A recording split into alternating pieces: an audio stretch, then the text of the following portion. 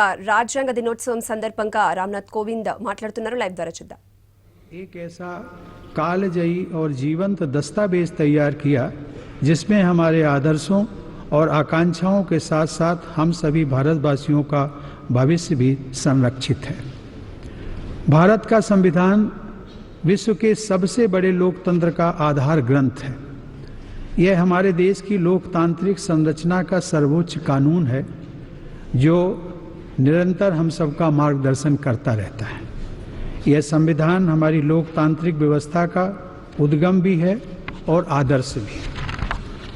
हम भारतवासियों में सभी स्रोतों से मिलने वाले अच्छे विचारों का स्वागत करने के साथ साथ अपनी भारतीयता को बनाए रखने की परंपरा रही है।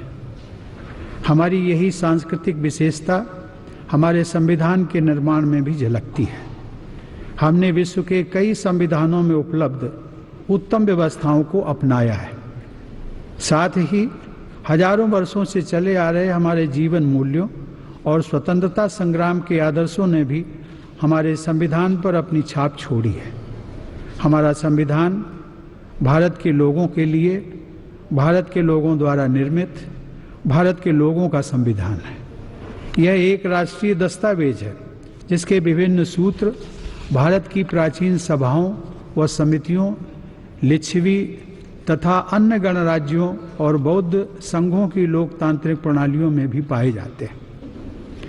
असाधारण सूझबूझ से युक्त डॉक्टर राजेंद्र प्रसाद की अध्यक्षता में संविधान सभा ने विभिन्न विचारधाराओं के संतुलन व समन्वय का अद्वितीय उदाहरण प्रस्तुत किया।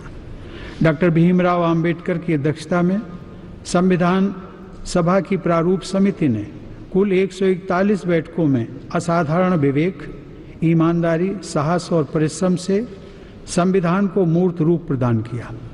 हमारे संविधान में भारतीय लोकतंत्र का दिल धड़कता है।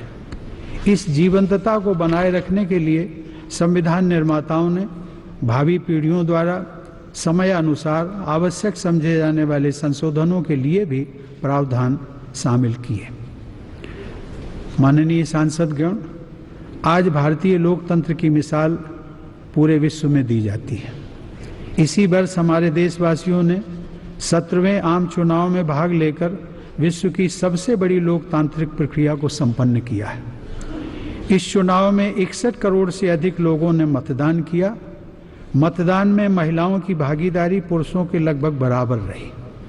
17वीं लोकसभा में आज तक की सबसे बड़ी संख्या में 78 महिला सांसदों का चुना जाना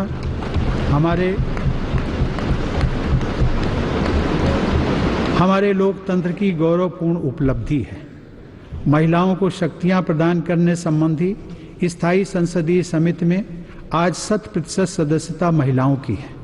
यह एक महत्वपूर्ण सामाजिक और राजनीतिक परिवर्तन है जिसमें आने वाले कल की सुनहरी तस्वीर झलकती है। 70 वर्ष की अवधि में भारतीय संविधान ने जो उपयोगिता व सम्मान हासिल किया है उसके लिए सभी देशवासी बधाई के हकदार हैं। साथ ही केंद्र व राज्य सरकार के तीनों अंग अर्थात विधायिका, कार्यपालिका और न्यायपालिका सराहना के पात्र हैं। संघ और राज्यों के तालमेल को आगे बढ़ाते हुए सहकारी संघवाद यानी कोऑपरेटिव फेडरलिज्म तक की हमारी यह यात्रा संविधान की गतिशीलता का उदाहरण है।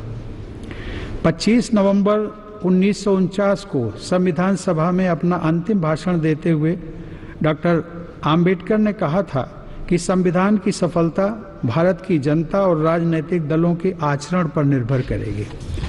भय, प्रलोभन, राग द्वेष, पक्षपात और भेदभाव से मुक्त रहकर शुद्ध अंतःकरण के साथ कार्य करने की भावना को हमारे महान संविधान निर्माताओं ने अपने जीवन में पूरी निष्ठा व ईमानदारी से अपनाया था।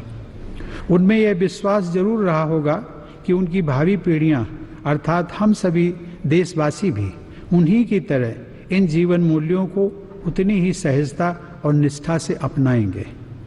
आज इस पर हम सबको मिलकर आत्मचिंतन करने की जरूरत है। माननीय सदस्यगण, डॉक्टर आम्बेडकर ने संविधान सभा के अपने एक भाषण में संवैधानिक नैतिकता अर्थात कॉन्स्टिट्यूशनल मॉरलिटी के महत्व को रेखांकित करते हुए इस बात पर जोर दिया था कि संविधान को सर्वोपरि सम्मान देना तथा वैचारिक मतभेदों से ऊपर उठकर संविधान सम्मत प्रक्रियाओं का पालन करना संवैधानिक नैतिकता का सार तत्व है। सरकार के तीनों अंगों, संवैधानिक पदों को सुशोभित करने वाले सभी व्यक्तियों, सिविल सोसाइटी के सदस्यों तथा सभी सामान्य नागरिकों द्वारा संवैधानिक नैतिकता का पालन किया जाना अपेक्षित है। हमारे संविधान के अनुसार प्रत्येक नागरिक का ये कर्तव्य है कि वह संविधान के आदर्शों और संस्थाओं का आदर करे, आज़ादी की लड़ाई के आदर्शों को दिल में संजोए रखे और उनका पालन करे, ऐसी प्रथाओं का त्याग करे जो महिलाओं की गरिमा के विरुद्ध है, हमारी संस्कृति की गौरवशाली परंपरा का महत्व समझे और उसका परिरक्षण करे। इनके अतिरिक्त संविधान में नागरिकों के अन्य कर्तव्यों का भी उल्लेख किया गया है। कर्तव्य और अधिकार के विषय में गांधी जी ने कहा था कि अधिकारों की उत्पत्ति का सच्चा स्रोत कर्तव्यों का पालन ही है। यदि हम सब अपने कर्तव्यों का पालन करें तो अधिकारों को ज़्यादा ढूंढने की ज़रूरत नहीं रहेगी, लेकिन यदि हम कर्तव्यों को पूरा किए बिना अधिकारों के पीछे दौड़े तो वह मृग मारीचिका के पीछे पड़ने जैसा ही व्यर्थ सिद्ध होगा।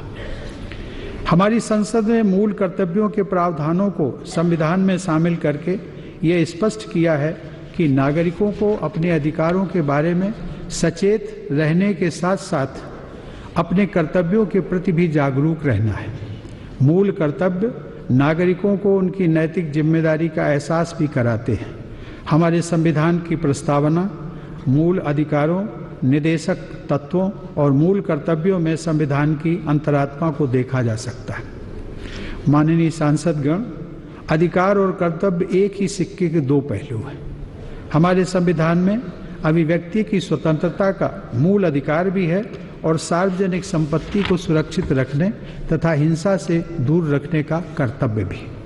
अतः अभिव्यक्ति की स्वतंत्रता का गलत अर्थ लगाकर यदि कोई व्यक्ति किसी सार्वजनिक संपत्ति को क्षति पहुंचाने जा रहा है तो उसे ऐसे हिंसात्मक व अराजकतापूर्ण काम से रोकने वाले व्यक्ति जिम्मेदार नागरिक कहलाएंगे।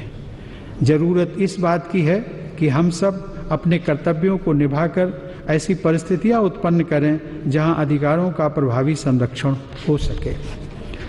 मानववाद की भावना का विकास करना भी नागरिकों का एक मूल कर्तव्य है। सबके प्रति संवेदनशील होकर सेवा करना इस कर्तव्य में शामिल है।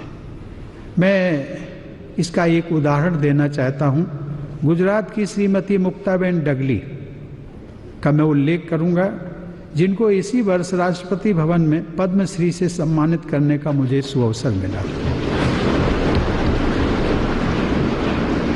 वे बचपन में ही अपनी आंखों की रोशनी खो देने के बावजूद उन्होंने अपना जीवन दूसरों के कल्याण में समर्पित किया। उन्होंने अनेक दृष्टिबाधित बेटियों के जीवन में प्रकाश फैलाया। अपनी संस्था के माध्यम से वह भारत के अनेक राज्यों की नेत्रहीन महिलाओं के जीवन में आशा की किरण फैला रही हैं। ऐसे नागरिक सही अर्थों में हमारे संविधान के आदर्शों को यथार्थ रूप देते हैं। वे राष्ट्र निर्माता कहलाने के हकदार हैं। माननीय सांसदगण, आप सभी सांसदों ने विधि द्वारा स्थापित भारत के संविधान के प्रति सच्ची श्रद्धा और निष्ठा रखने तथा भारत की प्रभुता और अखंडता अक्षुण्ण रखने की शपथ ली है। आप सबकी तरह राष्ट्रपति के रूप में मैंने भी अपनी पूरी योग्यता से संविधान और विधि का परिरक्षण, संरक्षण और प्रतिरक्षण करने तथा भारत की जनता की सेवा और कल्याण में निरत रहने की शपथ ली है। हम सबको अपनी शपथ व प्रतिज्ञा को निरंतर ध्यान में रखने की जरूरत है। भारत के नागरिक और मतदाता सभी अपने जनप्रतिनिधियों से ये अपेक्षा रखते हैं कि उनके कल्याण से जुड़े मुद्दों का समाधान उनके प्रतिनिधिगण अवश्य करेंगे। अधिकांश लोग अपने सांसदों से कभी मिल भी नहीं पाते, परंतु वे सभी आप सबको अपनी आशाओं और आकांक्षाओं का संरक्षक मानते हैं। इस आशा और विश्वास का सम्मान करते हुए जन सेवा में निरत रहना हम सभी की सर्वोच्च प्राथमिकता होनी चाहिए। लोकतंत्र के इस पावन मंदिर में आकर जन सेवा का अवसर मिलना बड़े सौभाग्य की बात होती है।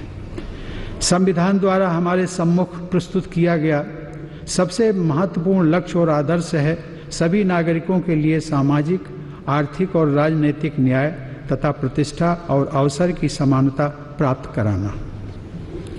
संविधान निर्माताओं द्वारा सुनिश्चित किए गए समान अवसर के बल पर ही आज मुझे राष्ट्रपति के रूप में संसद की इस ऐतिहासिक बैठक को संबोधित करने का अवसर मिला है। हमारे संविधान में समावेशी समाज के निर्माण का